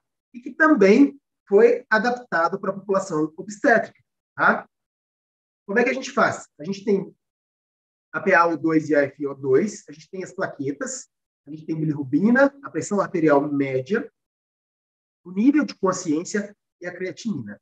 Se essa paciente tiver uma pontuação maior ou igual a 2, utilizando essa tabela, e aqui eu não vou me ater aos valores, porque isso vai estar na tabela para vocês, ali na nota técnica, tá? Se ela tiver um valor maior ou igual a 2, a gente confirma a sepse. E se a gente confirma a sepse, a gente precisa ter uma atenção também ao choque séptico. Será que ela está em choque séptico? Ela tem sepse, agora precisa ver se ela tem choque. Para ter choque séptico, ela tem que ter 3 critérios. Critérios clínicos de sepse, que a gente acabou de falar. E ela tem que ter, apesar de uma reanimação hídrica adequada, necessidade de drogas vasoativas para manter uma pressão arterial média maior ou igual a 65, ou ela tem que ter um lactato maior ou igual a 2. Se ela tiver esses critérios, a gente fecha o diagnóstico de choque séptico. Sepse é diferente de choque séptico. Sepse é isso aqui. Fiz essa tabela, deu maior ou igual a 2. Choque séptico, eu vou ter que ter uma reanimação hídrica adequada e ainda assim vou precisar de droga vasoativa, ou eu vou ter um lactato maior ou igual a 2. Combinado? E como é que a gente trata sepse, gente? O que muda prognóstico de sepse? Fazer antibiótico na primeira hora. Olha que tem um slide especial para isso, porque isso não pode ser esquecido. Então, se a paciente tem uma suspeita de sepse, tem que fazer antibiótico na primeira hora, porque isso muda muito o prognóstico. E olha que interessante, vocês lembram da hemorragia pós-parto que a gente tinha hora de ouro? Aqui, como se fosse uma hora de ouro também. Fazer um antibiótico nessa primeira hora do diagnóstico é extremamente importante para o prognóstico dessa mulher. Qual o antibiótico, né? Vocês vão me perguntar. Você tem uma suspeita de onde essa paciente tem? Qual que é o foco da infecção dessa mulher? Se você tem, você vem na tabelinha. E pode estar dentro da caixa de vocês lá. Tá? Aí a gente tem amandometrite ou uma coriomielite, vai entrar com o esquema 1, clinvigenta. Ou a gente pode entrar no esquema 2. Infecção do trato urinário, ceftriaxone. Pneumonia comunitária, ceftriaxone mais claridromicina. Se tiver suspeita de vírus, e em geral a gente entra, porque se gestante tem complicações respiratórias, o oseltamivir é indicado para elas. A gente viu muito isso no COVID. Mesmo que ela tivesse COVID, a gente também entrava com antiviral, com oseltamivir, para prevenir aí, porque a gente sabia da concomitância viral da influenza também nesses casos de COVID. Aborto séptico, infecção da ferida operatória, paciente necrotizante, síndrome do choque tóxico. Então, está tudo aqui, gente. Está tudo na tabelinha para vocês. Simples assim. Acessível. Fácil. Como é que é o fluxograma no manejo da sepse? Então, esse fluxograma também está na nota técnica. Então, a gente reconhece primeiro a sepse, tem tudo bonitinho. Aplica o Quicksolva, deu maior ou igual a 2. E olha aqui que legal, já está tudo bonitinho aqui. Tá? E tem o Quicksolva sem alteração obstétrica, porque o obstétrico ele é entre 22 semanas, 7 dias pós-parto. Fora disso, a gente vai usar o Quicksolva tradicional. E está aqui os 2 modelos para vocês. Tá? A gente ressuscita, a gente faz oxigenação, a gente faz o acesso, a gente faz prova de volume. Aí a gente vê se tem resposta. Né? Então, a gente faz o antibiótico. Aqui, ó. Golden hour, hora de ouro de novo. Avaliação cirúrgica. Se for um caso que precisa de tratamento cirúrgico, é um abscesso, uma colpostomia, preciso resolver, e a gente reavalia uma mãe e reavalia o feto. Né? Então, está estável, a gente monitora parâmetros internos e UTI, e se está instável, a gente vai ter que fazer de tudo ali para estabilizar essa mulher. Combinado? A gente tem aqui, inclusive, os critérios de instabilidade. Não vou focar muito, gente, está na nota técnica, tá? Porque a aula já está extensa demais, então depois vocês pegam a nota técnica, vejam, porque isso aqui está tudo escritinho lá. Como é que é a caixa de sepse? Estamos chegando no rumo final mesmo agora da nossa aula. Os itens para a caixa de sepse estão aqui, também facilmente disponíveis aí para vocês colocarem na caixa. Tem, inclusive, os pedidos de exame. Né? Lembrar que a gente tem que coletar a hemocultura dessas pacientes. Aqui é a caixa, que a gente chama de código amarelo. Esse a gente preconiza que seja isso. Se vocês quiserem adotar isso também, é o melhor, tá? Para a gente, na nossa opinião. Então, fica código laranja para hipertensão, código vermelho para hemorragia, código amarelo para sepse. Aqui os materiais, como, de novo, aqui um checklist. E seria esse checklist aqui. Né? Então, a gente tem tudo aqui bonitinho. Ó. Como que você faz? Tá? Como que você chega no diagnóstico? Então, hoje, gente, não tem mais por que errar essa assistência. Se isso aqui estiver na caixa, esqueci de alguma coisa, opa, está aqui escrito, vamos lá fazer. Tá? Mas o principal é não esquecer do antibiótico na primeira hora do diagnóstico. Tá bom? Tá, inclusive aqui, ó, colhe hemoculturas, 2 amostras. O ideal é que essa hemocultura seja coletada no momento antes da aplicação do antibiótico, que a gente colhe a hemocultura e depois inicia o antibiótico, tá bom? Envia material da ferida cirúrgica, se precisar, se for um quadro de foco cirúrgico, por exemplo. Então, tudo isso está aqui, escrito no checklist para vocês. Tá? Esse seria o esquema. Cada setor do hospital deveria ter isso aqui, as 3 caixas juntas. Então, caixa de hemorragia, caixa de prevenção, caixa de sepse. A gente tem aqui bonitinho as orientações, né? E se a gente tem um quadro de alguma paciente que evolui com alguma dessas 3 causas de emergência obstétrica, a gente está tudo à disposição ali, disponível, fácil, acessível, para a gente fazer o melhor atendimento, uma assistência rápida e precisa às nossas mulheres. Eu termino só lembrando a vocês que a cada minuto uma mulher morre de complicações relacionadas à gestação e ao parto. Quase 500 mil de mulheres morrem a cada ano no mundo. A maioria dessas mortes poderia ter sido evitada. E a responsabilidade ela é toda nossa, vocês que são gestores, vocês que são da equipe multidisciplinar, da enfermagem, da farmácia, e vocês que são médicos. Então, faça a sua parte, tenham ciência da importância desse protocolo, dessa nota técnica, da instituição das caixas de prevenção aí às emergências obstétricas, prevenção não, né, de tratamento às emergências obstétricas, porque não dá mais para perder mulheres por causas evitáveis. Eu deixo aqui meus 2 contatos também. Hoje o Instagram é uma forma de comunicação bastante efetiva também, quem quiser me adicionar, estou à disposição, e a gente pode conversar bastante. Lembrar que essas mulheres usem véus, né, mantos, para fazerem ensaios fotográficos, e nunca para que seja dentro de um caixão. Então, é isso que eu tenho a dizer para vocês. Estou à disposição para as perguntas e passo a palavra novamente para a Adriana aí para as considerações. Muito obrigada, doutor Fabiano. Primeiro dizer que a sua preocupação com o tempo, fique tranquila, todos estamos adorando a aula, nós ficaríamos aqui por várias horas ouvindo você trazer a oportunidade de ouvir as recomendações técnicas. Agradecer ao Estado de São Paulo que está presente conosco, nós temos aqui também hoje presente Pernambuco, Recife, Bahia, Pará está conosco, prestigiando sua apresentação, então agradecer demais. Antes de passar para as perguntas, eu gostaria de passar a fala para a Coordenação da Saúde da Mulher do Estado de São Paulo, que faz parte do grupo de enfrentamento, que traz, né, uma fala muito importante da composição do time que faz o apoio aí no Estado, além do que de recomendações técnicas que também estão inseridas nesse documento técnico. Então, agora gostaria de chamar imediatamente a coordenadora Marisa Ferreira de Lima. Bom dia a todos, bom dia, doutor Fabiano. A gente não cansa de assistir, né? Eu acho que é muito importante. Eu acho esse passo que foi dado via grupo de enfrentamento, quando se pensou em fazer a nota técnica e colocar isso como uma política pública, né?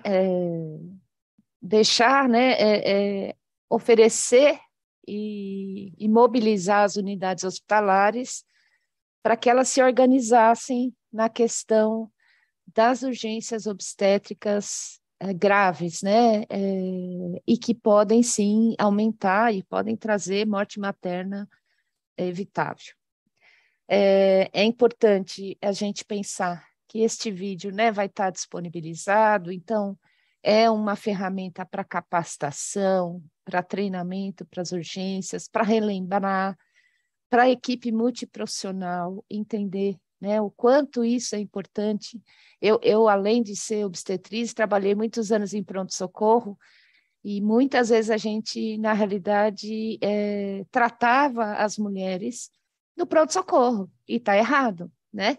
Essas gestantes, elas têm que ser tratadas, né, aonde você tem obstetra, aonde você tem enfermeiras obstetras, obstetrizes, porque é lá onde ela vai ter o melhor cuidado. Então, eu acho que a fala é que nós, da obstetrícia, a gente precisa cada vez mais se capacitar, se atualizar, porque o que a gente percebia é que quando aparecia um caso desse, um caso de hemorragia, ou mesmo um caso de sepse pós-parto, por exemplo, que é muito comum, todo mundo perdia o pé, né? Porque é óbvio, né? Não é todo dia que você tem isso na unidade, mas quando tem, você tem que estar pronto, e a gente tem que entender que obstetrícia também é tratada à urgência. Eu acho que a Covid trouxe isso para a gente, né? Essa necessidade de se capacitar e de tratar. E a organização da rede, né? Além, você falou muito bem nas hemorragias, nas questões de transferência, né? Lembrar que a gente também tem uma nota técnica ainda da época da Covid, que fala sobre transferência, como é que transferir essa gestante com segurança, olhar para a nossa rede, quem é a minha referência para urgência. Então, acho que tudo isso também é importante. Lembrando que no estado de São Paulo nós temos algumas DRSs que tem articulador da saúde da mulher, que os prestadores podem estar entrando em contato com as articuladoras para que elas possam fazer essa ponte no sentido de treinamento, no sentido de orientação, em relação às caixas de emergência, tá? Então, é importante aí que os prestadores entrem em contato com os DRS, se tiver dúvida, para que isso possa ocorrer da melhor forma possível. Eu chamo agora a Suzete, por quê? Porque quando se pensou nas caixas de urgência, a gente já tinha pensado também nas questões de distribuição do insumo, que o mais difícil é o misoprostol, né? E a gente teve, primeiramente, a gente lançou uma nota técnica de 2021, que é a nota técnica 50. A gente ainda está ajustando, nós fomos parabenizados, né, principalmente a CAF, pelo Ministério da Saúde, porque só no estado de São Paulo a gente tem esse tipo de distribuição e esse tipo de acesso. Então, para o gestor dos estabelecimentos de saúde, é importante saber que hoje você faz a solicitação do misoprostol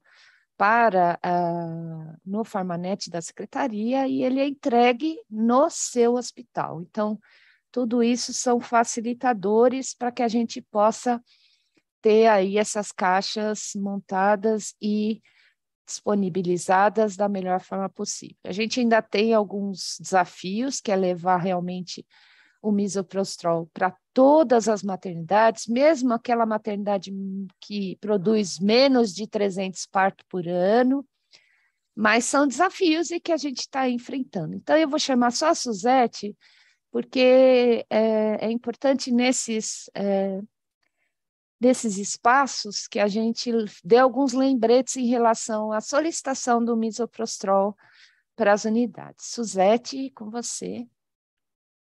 Obrigada, Marisa. Bom dia a todos. Tudo bem, doutor Fabiano? Tudo bem, Adriana? Vocês dessa manhã. Quero lembrar que a gente tem algumas regras para a dessas instituições. Então, as instituições precisam, com a sua legislação sanitária vigente, precisa encaminhar para assistência farmacêutica, precisa fazer esse contato via DRS, via saúde da mulher, para que esteja tudo dentro das normas, dentro das regras, para poder receber o miso. Estando tudo correto, é inserido no Farmanet, eles recebem uma senha, que eles modificam depois, e começam a fazer o pedido via sistema Farmanet. Essas unidades, esses equipamentos de saúde, ficam parametrizados com um quantitativo mínimo e um quantitativo máximo para poder suprir sua demanda, tanto de miso quanto do DIU, que também vai em conjunto na saúde da mulher.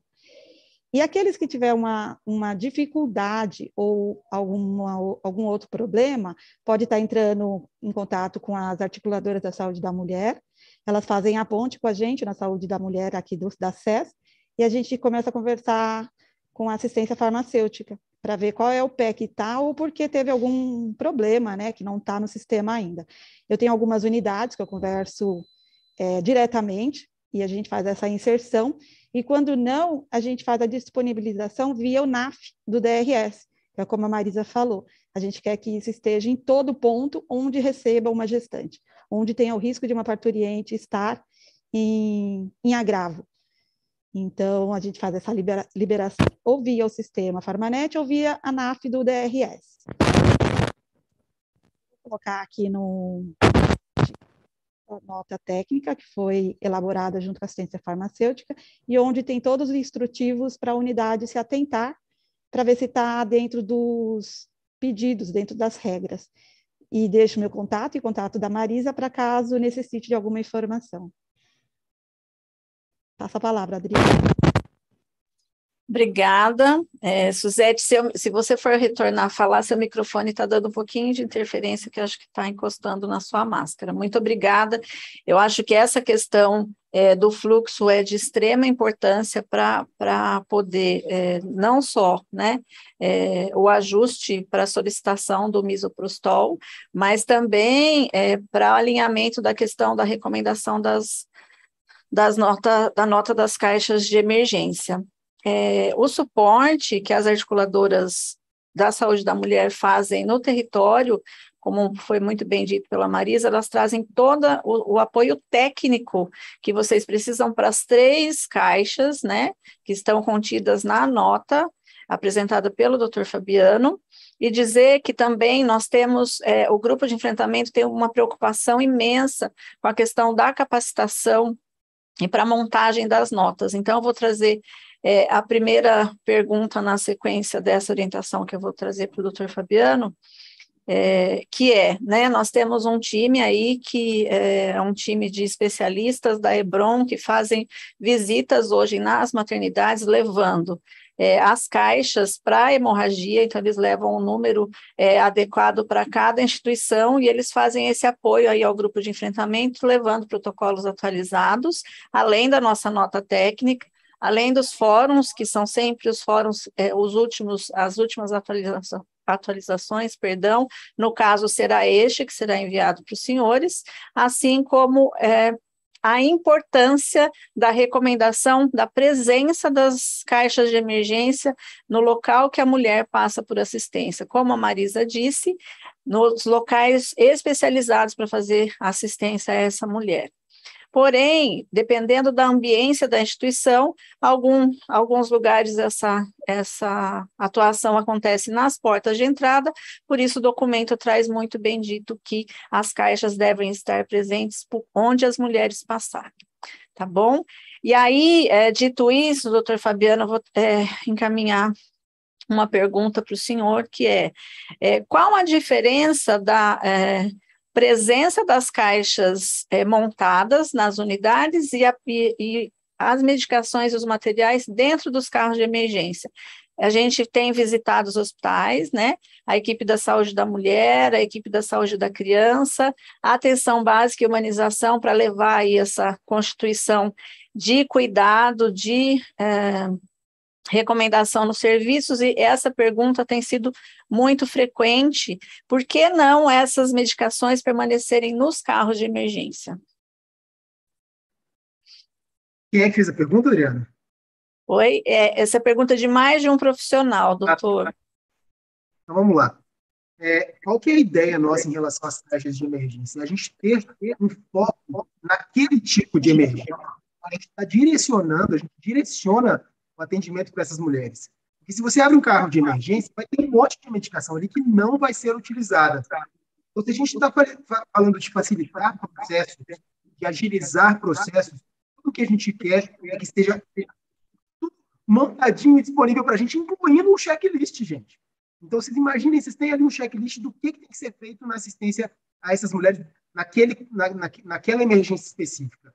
Está ali prontinho para vocês. Então, a ideia é facilitar mesmo, uma vez que algumas drogas, por exemplo, o misoprostol, eu não consigo vislumbrar o misoprostol num carrinho de emergência, né? E o misoprostol na caixa, uma caixa lacrada, a gente pode tranquilamente colocar, né? Até porque o carrinho de emergência é como se tivesse acesso a muitas outras equipes, né? Enfim, a gente consegue, ali na caixa de emergência, vai ficar mais restrito ao GO, ou até mesmo a equipe da enfermagem obstétrica, né? Que vai atuar em cima dessa mulher. O que mais que eu acho que poderia ser um ponto aqui importante? Acho que a facilidade da gente ter essas caixas também nos setores diferentes do serviço. Então, às vezes, no alojamento conjunto, no pré-parto, na RPA, a gente vai ter uma caixa específica para cada setor. Né? Imagina se tem um carrinho de emergência em cada canto da maternidade. Talvez seja mais difícil, é mais caro, inclusive. Né? A caixa é algo, inclusive, mais acessível. Acho que é isso. Marisa, se quiser complementar alguma coisa. Eu acho que só para reforçar, lembrar, gente, por exemplo, quando você tem o material o respiratório numa caixa de urgência, de intubação, esse material ele fica em cima da caixa de urgência, porque é o primeiro material que você vai usar.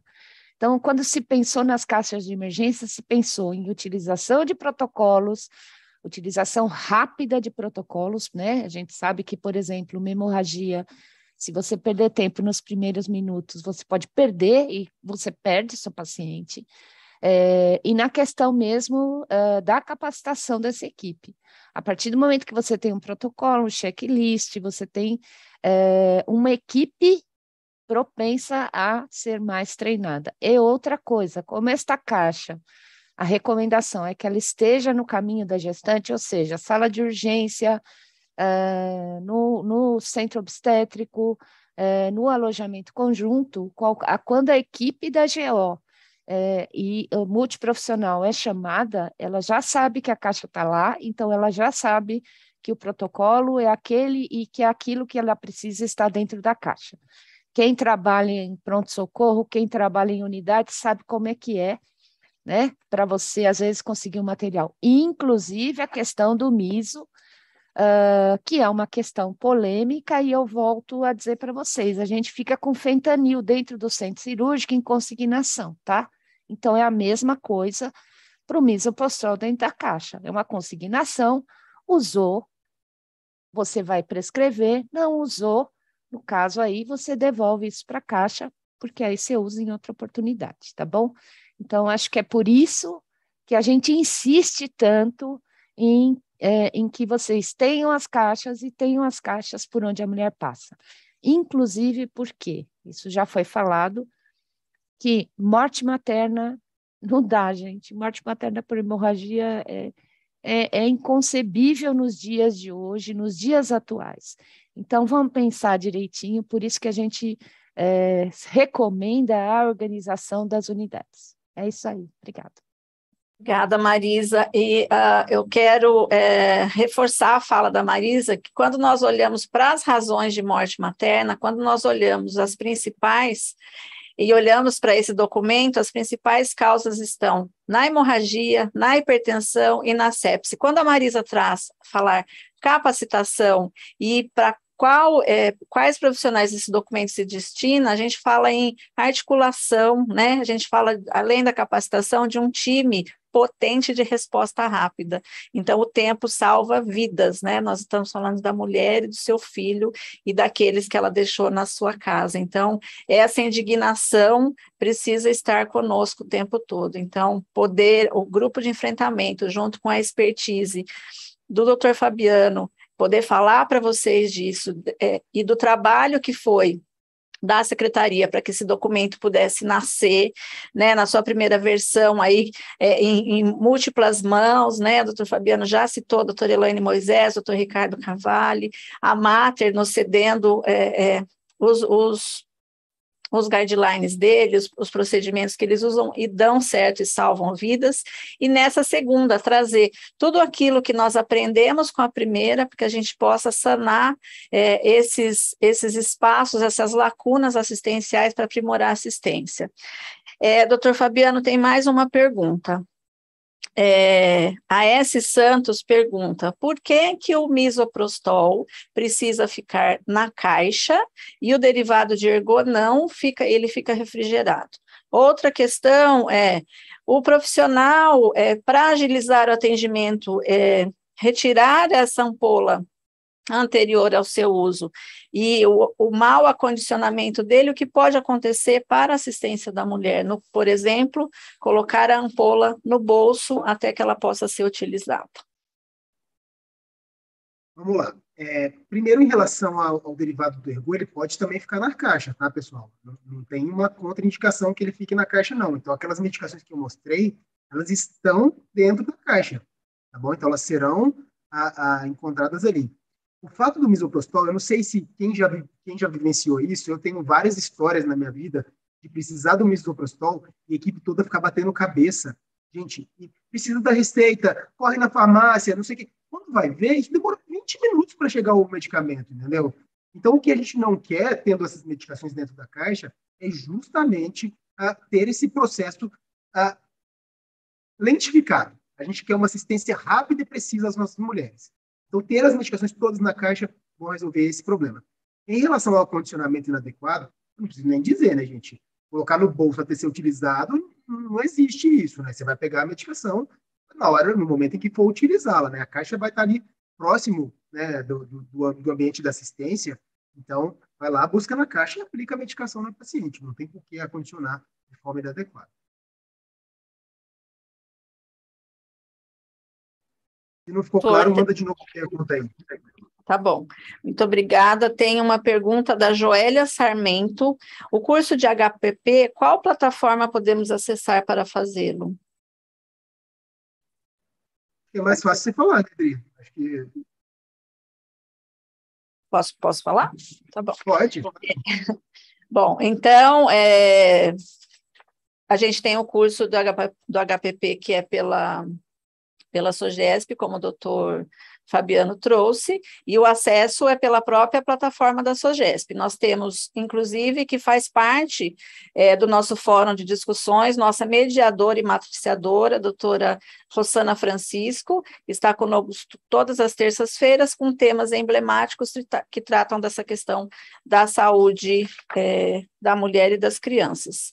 E dizer para vocês que o contato para a equipe que vai levar a capacitação da questão da montagem das caixas técnicas, que foi citado aqui, que é o time da Hebron, vocês fazem contato com a saúde da mulher, com as próprias articuladoras nos territórios do estado, porque eles são divididos, né, em cada região estadual, ou com o próprio grupo de enfrentamento, que nós colocaremos vocês em contato com eles, para que eles possam levar esse material para vocês até as suas instituições.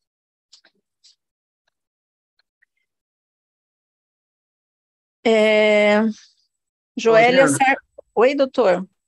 Só que dá para acrescentar que a gente tem a aula gravada também de hemorragia pós-parto, que é um conteúdo mais completo, que não é o curso prático, mas que também tem essa aula gravada já. E aí você pode falar no YouTube da secretaria, que eu não vou saber de cabeça assim. Eu já disponibilizei aqui, doutor, várias vezes no chat, inclusive a nossa terceira aula, vou disponibilizar a aula aqui para vocês, enquanto o doutor Fabiano responde a próxima questão. Obrigada, doutor Fabiano. Joélia Sarmento Silva, ainda está sendo protocolo 10 unidades IM no pós-parto ou tem algum critério específico? Ainda é protocolo 10 unidades IM no pós-parto. Mantém. É preconizado pela Organização Mundial da Saúde, inclusive. A Carla Rossetti, ela deixa, não é uma pergunta, na realidade é uma afirmação. Os farmacêuticos continuam com resistência em deixar o misoprostol na caixa, doutor Fabiano. A gente sabe disso, a gente entende isso, mas isso é um trabalho de formiguinha mesmo, de ir lá e conversar, e juntar, mostrar a nota técnica, porque a nota técnica dá embasamento para vocês, para falar, olha, ok, você está resistente, mas olha aqui, é uma nota técnica do Estado, tá? Da Secretaria do Estado. Então, assim, nós vamos ter que rever como que a gente vai fazer isso, mas é mostrar que a gente já tem um documento oficial realmente demonstrando a necessidade de... Eu acho importante a sua fala, doutor Fabiano, porque é exatamente isso, né? Acho que a Marisa e a Suzete representam aqui a coordenação da saúde das mulheres, e a nota, ela recomenda, né? Quando a gente recomenda, é porque isso é uma normativa, ela precisa ser cumprida nos hospitais estaduais. É óbvio que nós temos outros equipamentos, e aí essa recomendação, quando a gente olha para uma recomendação, ela está evidência científica. Então, assim, doutor Fabiano tem trouxe aqui, apresentou para vocês todas as evidências, e isso diminui risco, diminui injúria, e diminui sequelas e salva vidas. Então, recomendação. Então, o que a gente sugere, né? Que diante dessas dificuldades, que vocês acionem as áreas que fazem apoio técnico, para que a gente possa fazer esse apoio. O grupo de enfrentamento está presente aqui conosco hoje, nós temos médicos especialistas, nós temos gestores, nós temos toda a formação da área técnica que pode dar o suporte para vocês, para que a gente possa diminuir esses gaps na assistência, nos serviços, né, porque tem aí um caminhar, né, tem um fluxo aí de atendimento para isso, e a proposta de termos solicitado para o doutor Fabiano fazer essa atualização desse documento é exatamente para isso, que essas lacunas sejam aparadas e que a gente tenha uma assistência integral e a assistência seja em tempo oportuno para essa mulher.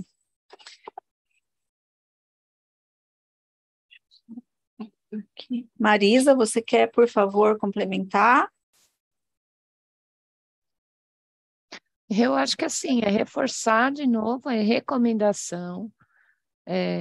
A gente, enquanto enfermeiro, todo mundo sabe, acho que isso tem que ser discutido junto à farmácia. Vários medicamentos, a gente fica com esses medicamentos em consignação até eles serem utilizados. Gente, não é diferente, eu pelo menos não acho. Não é diferente de um diazepam, de um Gardenal, vou dar mais para o simplesinho, né?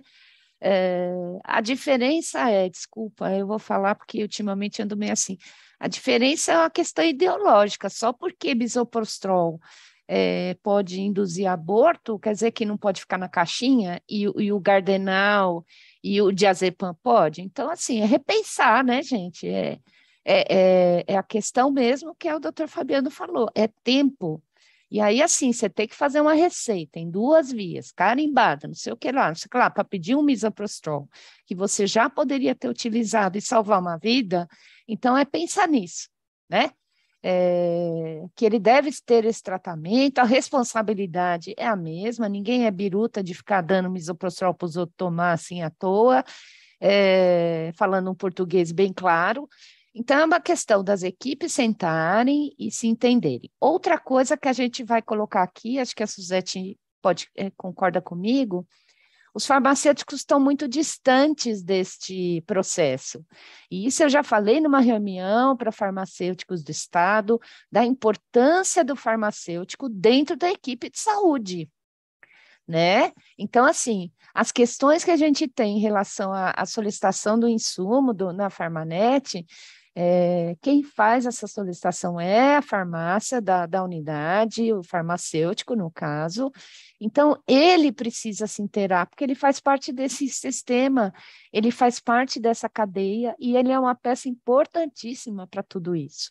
Então, não dá para ele ficar de fora. Então, levem essa informação para ele, levem as notas técnicas, as questões do Farmanet, a outra que é o que eu falei, a nota técnica 50, que acho que a Suzete está até colocando aí no site, para que ele entenda que o papel dele é muito importante de solicitação, né? E nós, enquanto área técnica, junto com a CAF, a gente tenta, na melhor forma, apoiar vocês aí, tá bom? Então, acho que é isso, e acho que é isso. Passo aí, Marisa. Doutor Fabiano, Brobe pergunta, qual seria a conduta no período pós-estabilização? Manter a paciente enquanto tempo em CO e não liberar para o alojamento conjunto? Ele deve estar falando dos casos de hemorragia, eu imagino, né? Sim. Nesse caso, a gente pelo menos fica com essa vigilância de 2 horas, tá, gente? Então, pelo menos 2 horas em vigilância dessa mulher ali, no pós-controle de hemorragia, e se puder, se tiver vaga, o ideal é que essa paciente vá para a UTI, para ser monitorizada de forma mais frequente. Agora, é claro, eu acho que tudo tem que ser individualizado, né?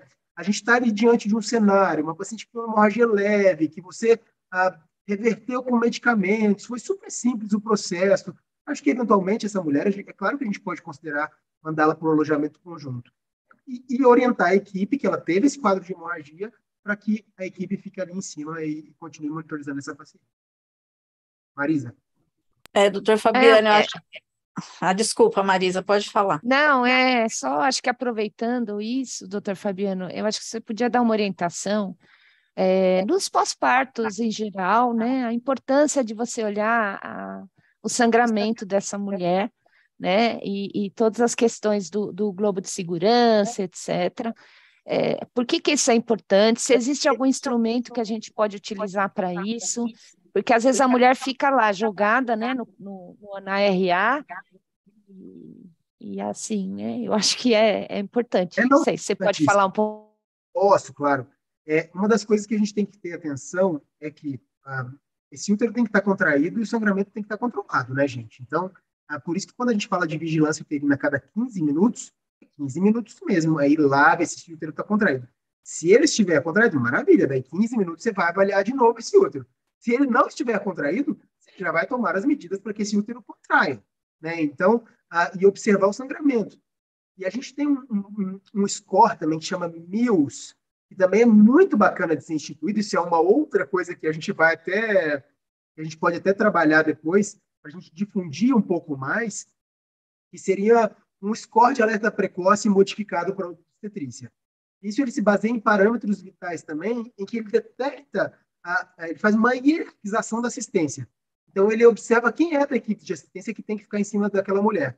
Então, qualquer alteração, ele vai subindo a escala hierárquica de responsabilidade.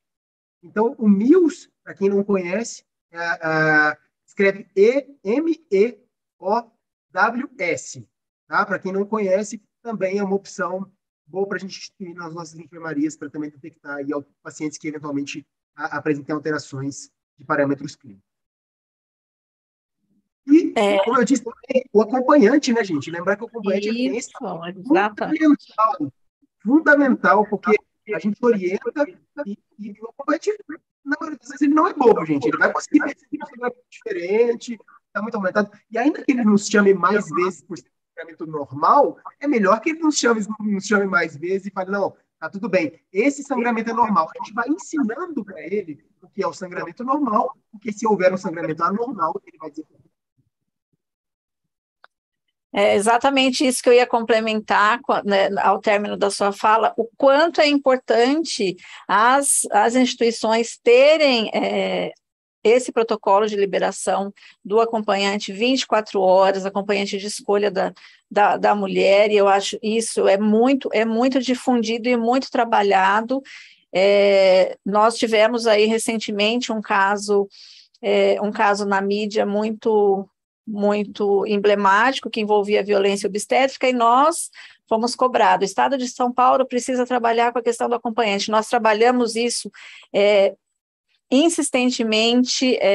Eu acho que essa questão não só é trabalhada na saúde da mulher, mas na humanização, o quanto esses protocolos devem estar existir, escritos, instituídos, e num período de 24 horas. Então, essa questão salva vidas, porque tem instituições que não têm equipe suficiente para ficar com esse olhar integral para a mulher, né, esse olhar direcionado. Então, o acompanhante é uma excelente estratégia para identificar uma emergência.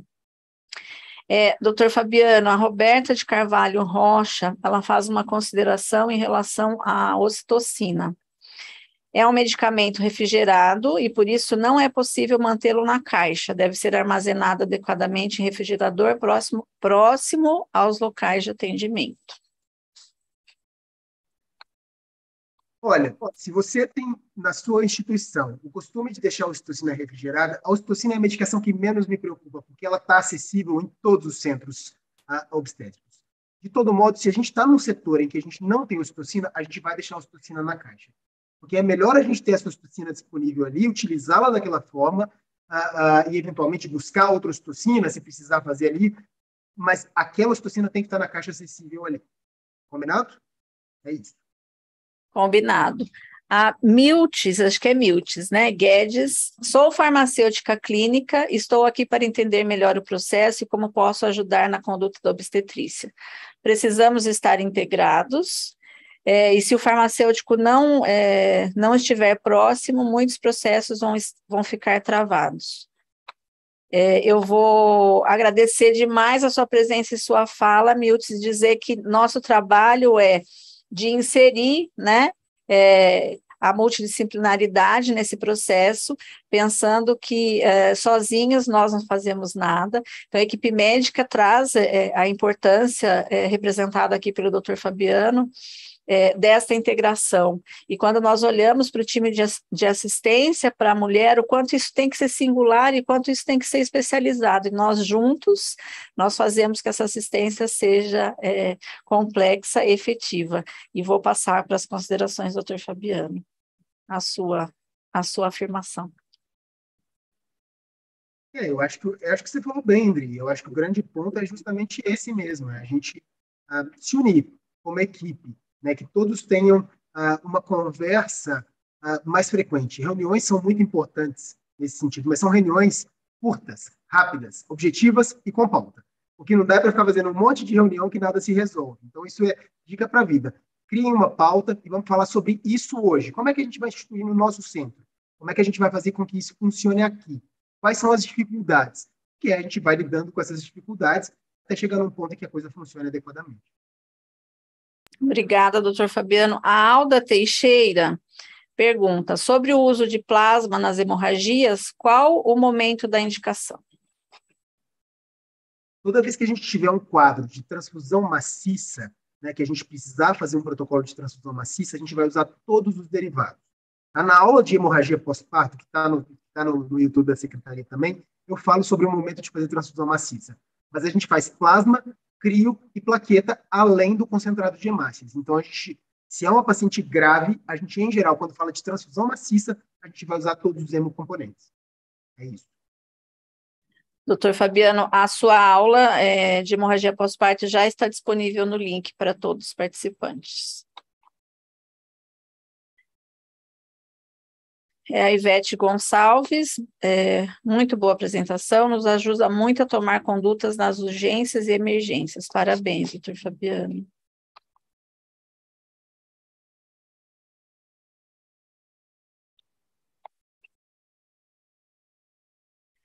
No chat, nós não temos mais pergunta, mas eu gostaria de... Gláucia, você teria alguma contribuição para trazer em relação ao apoio aos territórios? Não, eu queria agradecer a presença do Dr. Fabiano, a aula que foi maravilhosa, e o pessoal que está assistindo pode contar com o time Brom, né? Em São Paulo tem eu, a Michele, o Murilo e o Fábio, tá? A gente pode aí mandar o contato para vocês, ou então procurar as meninas que elas têm nosso contato. Agradecer, obrigada a vocês pela parceria e também pela iniciativa. Marisa?